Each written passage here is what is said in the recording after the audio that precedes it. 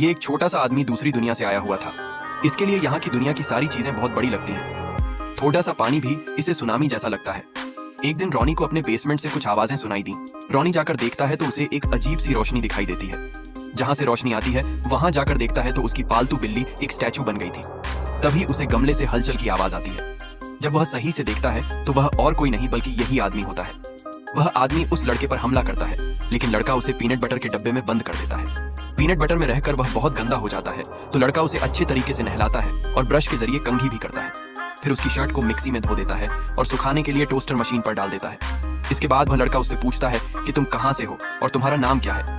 वह बोलता है, मैं आसमान में रहता हूँ, वहां पर सब कुछ छोटा छोटा है और मेरा नाम जॉन है।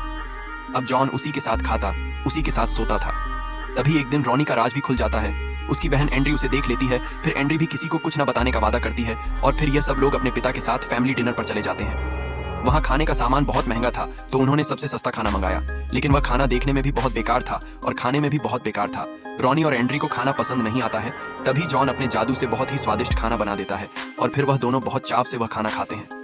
तभी वहां पर वेटर आता है और देखता है कि इतना महंगा खाना इन्हें किसने दिया।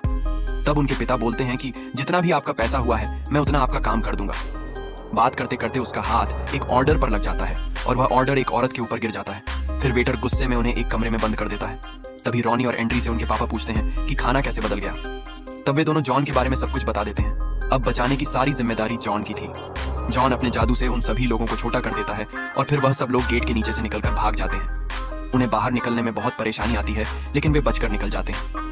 जैसे ही सुबह होती है, जॉन अपने जादू से एक कबूतर को अपनी सवारी बना लेता है और वह सब लोग घर की तरफ निकल जाते हैं। लेकिन रास्ते में वह सब लोग गिर जाते हैं और एक दूसरे को पकड़ने लगते हैं, लेकिन वे बच नहीं पाते और नीचे गिरने लगते हैं। तभी जॉन अपने जादू से उन तीनों को फिर से बड़ा कर देता है और वो बच जाते हैं। अगर कहानी अच्छी लगी हो तो सब्सक्राइब करना न भूलें। धन्यवाद।